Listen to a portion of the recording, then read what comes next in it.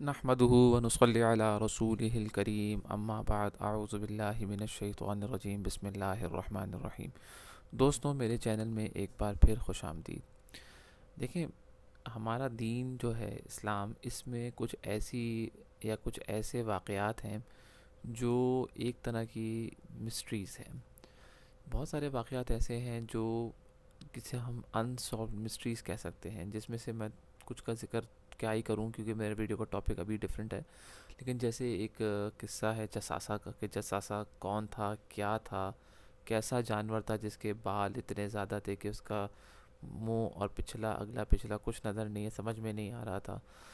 تو کیونکہ یہ کہانی بہت پرانی نہیں، یہ واقعہ بہت پرانا نہیں ہے، یہ واقعہ کچھ 1400-1500 سال پرانا ہے، تو ہم یہ بھی نہیں کہہ سکتے کہ کوئی ایسا جانور ہوگا جو ہزاروں سال پرانا ہو جس کو ہم جانتے نہ ہوں۔ اسی طریقے سے ایک اور بڑا امپورٹنٹ قصہ ہے ایک بچے کو لے کے، جس کو جو مدینے میں پیدا ہوتا ہے اور پھر مکے بھی جاتا ہے، لیکن اس کو لوگ دجال کہتے ہیں۔ یہاں تک کہ نبی کریم صلی اللہ علیہ وآلہ وسلم کو بھی ایک وقت تک یہ شک تھا کہ شاید یہ بچہ دجال ہے، اور بہت بڑے جید صحابی جس میں حضرت عمر رضی اللہ تعالی عنہ، حضرت جابر بن عبداللہ، حضرت ابن عمر، یہ تو یہی سمجھتے تھے مرتے دم تک کہ یہ دجال ہی ہے۔ جی ہاں، ہم بات کر رہے ہیں ایسے بچے کی جس کا نام ہے سیف ابن سیاد یا عبداللہ بن سیاد۔ اب یہ سیف ابن سیاد سے عبداللہ بن سیاد کا جو سفر ہے، اس کے ہم بارے میں کچھ بات کریں گے اس ویڈیو میں، کہ یہ بچہ کہاں سے پیدا ہوا، بچہ پیدا کیسے ہوا، بڑا ہوا، پھر اس کے کیا مکالمات ہوئے کن کن صحابہ سے، اور آپ صلی اللہ علیہ وسلم سے کہ کیا کیا بات ہوئی، ان سب کے بارے میں ہم بات کریں گے، اور اس کا انجام کیا ہوا اس کے بارے میں بھی ہم بات کریں گے۔ تو ویڈیو سے جڑے رہیں، ویڈیو کو لائک کریں، چینل کو سبسکرائب کریں اور بیل آئیکن پر کلک کریں۔ تو کہانی شروع ہوتی ہے ایک بچے سے جو ایک یہودی خاندان میں پیدا ہوتا ہے، جس کا نام ہے سیف ابن سیاد۔ اس کی خبر جب یہ تھوڑا بڑا ہوتا ہے تو پتہ چلتا ہے یہ بچہ بڑبڑاتا ہے، تو اس کی یہ سب باتیں نبی پاک صلی اللہ علیہ وآلہ وسلم تک پہنچتی ہے، تو وہ پھر کچھ ایک شک اور شبہ ہو جاتا ہے کہ کیا یہ بچہ کچھ ڈیفرنٹ ہے، یا یہ کیا ہے بچہ، اس کے بارے میں معلوم کیا جائے کہ یہ بچہ واقعی دجال ہے۔ تو وہ حضرت عمر رضی اللہ تعالی عنہ کے ساتھ اور کچھ صحابہ کے ساتھ مل کے آپ صلی اللہ علیہ وسلم اس بچے کو دیکھنے جاتے ہیں۔ یہ حدیث نمبر ہے صحیح مسلم کی 2930۔ تو اس میں پتہ چلتا ہے کہ وہ نبی پاک صلی اللہ علیہ وسلم اور حضرت عمر کچھ صحابہ کے ساتھ مل کے اس بچے کو دیکھنے جاتے ہیں، تو یہ بچہ اپنی بلوغت کی عمر کے قریب ہوتا ہے۔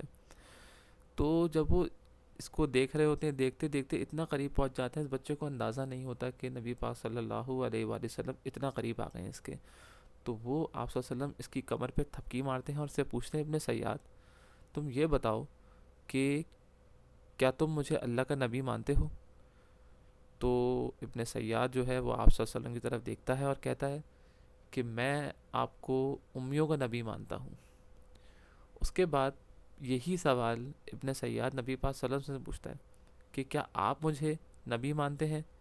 جس پہ نبی پاک صلی اللہ علیہ وسلم کہتے ہیں نہیں، میں تم کو نبی نہیں مانتا، میں اللہ اور ان کے نبیوں پر ایمان رکھتا ہوں۔ اس کے بعد ابن سیاد سے آپ صلی اللہ علیہ وسلم سوال پوچھتے ہیں کہ ابن سیاد تمہیں کیا نظر آتا ہے؟ تو ابن سیاد دیکھتا ہے اور کہتا ہے کہ مجھے کچھ سچے لوگ نظر آ رہے ہیں، اور کچھ جھوٹے نظر آ رہے ہیں۔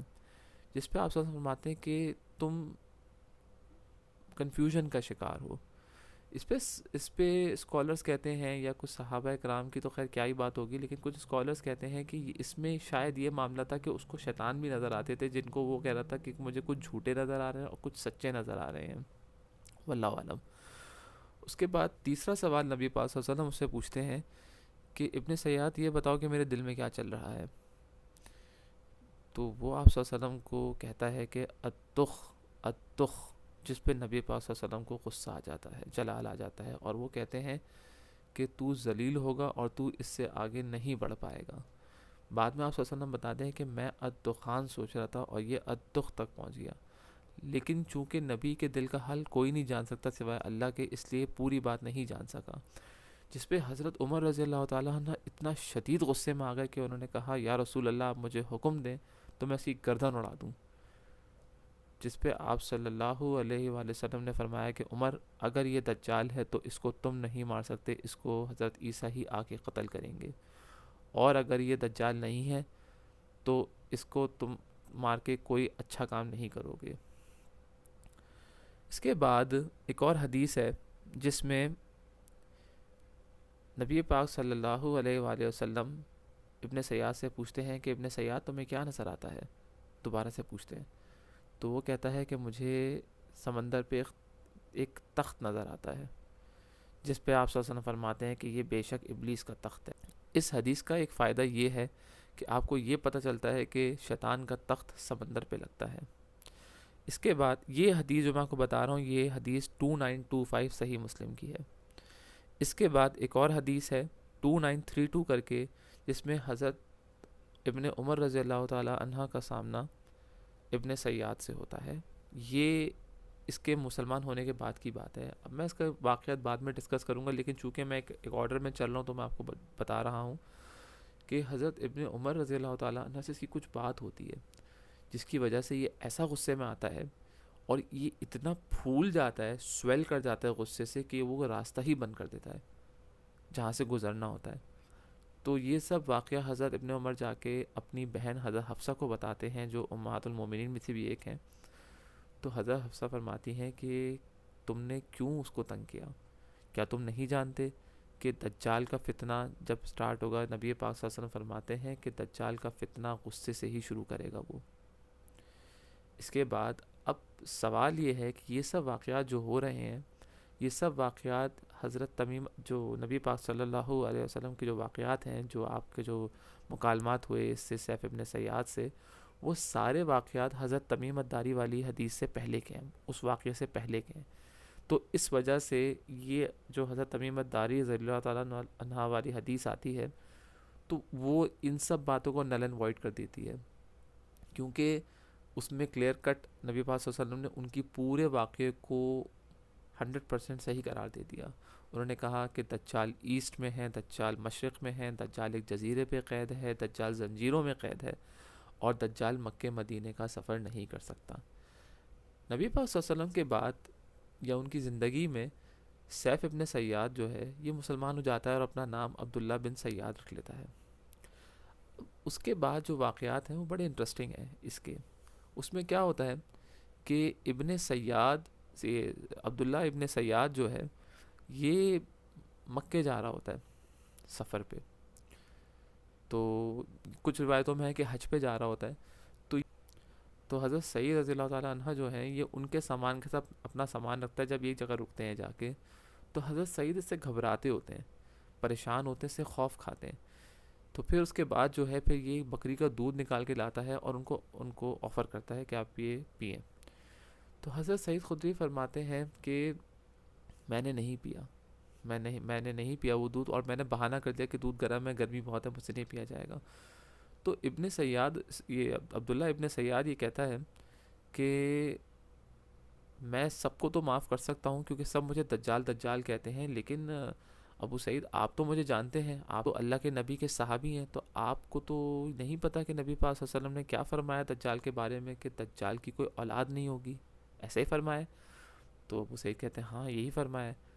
تو وہ کہتا ہے میری تو اولاد ہے، کیا نبی پاک صلی اللہ علیہ وسلم نے یہ نہیں کہا کہ دجال جو ہے وہ مکہ مدینے کا سفر نہیں کرے گا یا مکہ مدینے میں داخل نہیں ہو سکتا؟ تو حضرت ابو سعید کہتے ہیں ہاں ایسا ہی ہے۔ تو کہتا ہے کہ دیکھیں میں مدینے میں پیدا ہوا، مدینے میں رہا، اور اب میں مکے جا رہا ہوں حج کرنے۔ تو وہ بڑا پریشان ہوتے ہیں، کہتے ہیں ہاں ایسا ہی ہے، صحیح کہہ رہے ہو۔ تو اس کے بعد حضرت سعید خدری رضی اللہ تعالیٰ عنہ تھوڑے کنونس ہونے لگتے ہیں، لیکن اس کے بعد وہ ایک ایسی بات کر جاتا ہے جو بڑی ہی مطلب پوری کی پوری جو اس کی جو ڈیبیٹ ہوتی ہے اس کو وہ ختم کر دیتا ہے 1 منٹ میں۔ وہ کہتا ہے کہ ابو سعید، وہ کہتا ہے کہ کیا میں خدا کی قسم کھاتا ہوں کہ مجھے پتہ ہے کہ دجال کے ماں باپ کون ہیں، دجال کہاں ہے، اور دجال کب نکلے گا۔ جس پہ وہ پوچھتے ہیں اس سے کہ اگر تمہیں پیشکش ہو دجال بننے کی تو تم کیا کرو گے؟ تو وہ کہتا ہے میں اس پیشکش کو نہیں ٹھکراؤں گا۔ اور جس سے حضرت سعید خدری کہتے ہیں کہ مجھے پھر دوبارہ سے وہی غصہ آیا اور میں نے کہا تم دجال ہی ہو۔ اور مزے کی بات یہ ہے کہ حضرت عمر، حضرت جابر بن عبداللہ اور حضرت ابن عمر جیسے جید صحابی، اتنے بڑے صحابی، وہ مرتے دم تک یہی کہتے رہے کہ یہی دجال ہے. اور اس کے پیچھے ڈیبیٹ وہ یہ رکھتے تھے کہ یہ ضروری نہیں ہے کہ وہ مسلمان ہو اور وہ یہاں رہتا ہے تو اس کا مطلب یہ نہیں. جب وہ بعد میں، ان کا مقصد کہنے کا یہ تھا کہ وہ یہ ہو سکتا ہے کہ وہ اس کے بعد جب وہ دجال بنے گا تو مکہ مدینہ میں داخل نہیں ہوگا، لیکن یہی دجال ہے. اور ایک وقت ایسا آیا کہ حضرت عمر نے قسم کھا کے نبی پاک صلی اللہ علیہ وسلم کے سامنے کہا کہ میرے پیارے نبی یہی دجال ہے. تو جس پر نبی پاک صلی اللہ علیہ وسلم نے ایک خاموشی اختیار کی، نہ آپ نے ان کو منع کرا نہ آپ نے ان کو سچا کہا، آپ چپ رہے. تو اس سے یہ ثابت ہوتا ہے، صحابی یہ ثابت کرتے تھے کہ نبی پاک صلی اللہ علیہ وسلم کی خاموشی کا مطلب ہی یہ تھا کہ یہ دجال ہے. اچھا، اس کے بعد سب سے امپورٹنٹ مسئلہ یہ ہے کہ پھر ایک جنگ ہوتی ہے، اور وہ اللہ تعالیٰ رحم کرے بس، کہ وہ جو واقعہ کربلا کے بعد یزید کے خلاف مدینے کے لوگ کھڑے ہو جاتے ہیں، اور بیٹل آف ہرہ ہوتا ہے.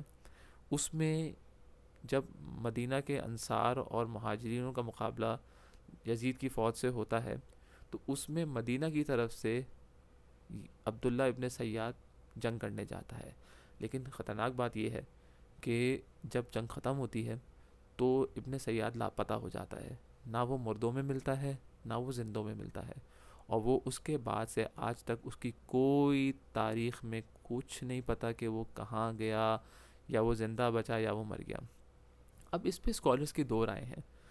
کچھ اسکالر کہتے ہیں کہ یہ دجال ہوگا، لیکن کچھ اسکالرز یہ اس رکھتے ہیں بات کہ یہ اس کے اوپر یہ ان دجالوں میں سے ہے جن کذابوں کا ذکر، 30 کذابوں کا، یا جو کذاب دجال سے پہلے آئیں گے، یہ ان میں سے ایک تھا. کچھ کہتے ہیں کہ واقعی یہ دجال ہے ہی نہیں، کیونکہ دجال تو مدینہ مکہ میں داخل نہیں ہو سکتا، تو یہ کیسے ہو سکتا ہے مکہ مدینہ میں داخل. اور کچھ لوگ یہ بھی کہتے ہیں کہ جیسے کہ صحابہ نے فرمایا کہ یہ ضروری نہیں ہوتا کہ اگر وہ ابھی مسلمان ہے تو اس کی اگلی زندگی جب وہ دجال بنے گا تو پھر مکہ مدینہ میں داخل نہیں ہوگا. لیکن زیادہ تر کی ڈیبیٹ یہی ہے کہ وہ یہ کہتے ہیں کہ یہ دجال نہیں ہے، یہ ان کاذبوں میں سے تھا جو جن کا ذکر نبی پاک صلی اللہ علیہ وسلم نے کیا تھا. لیکن چونکہ یہ انصاروں کے ساتھ لڑا ہے، مسلمان رہا ہے، اور اس نے حج بھی کرا ہے، تو آئی رادر ڈاؤٹڈ، لیکن خیر بہتر اللہ ہی جانتا ہے. میں کوئی عالم یا کوئی فقیہ تو نہیں ہوں جو میں اس بارے میں رائے دے سکوں. امید کرتا ہوں آپ کو ویڈیو پسند آئی ہوگی. یہ تھوڑی سی میری انفارمیشن ہے، اگر اس میں کوئی غلطی ہوئی ہے، کوئی بھول چوک ہوئی ہے تو میں معافی مانگتا ہوں، اور میں چاہوں گا کہ آپ کمنٹ سے مجھے کریکٹ کر دیں. اگر آپ کو ویڈیو پسند آئی تو ویڈیو کو لائک کریں، چینل کو سبسکرائب کریں اور بیل آئیکن پر کلک کریں. اللہ حافظ.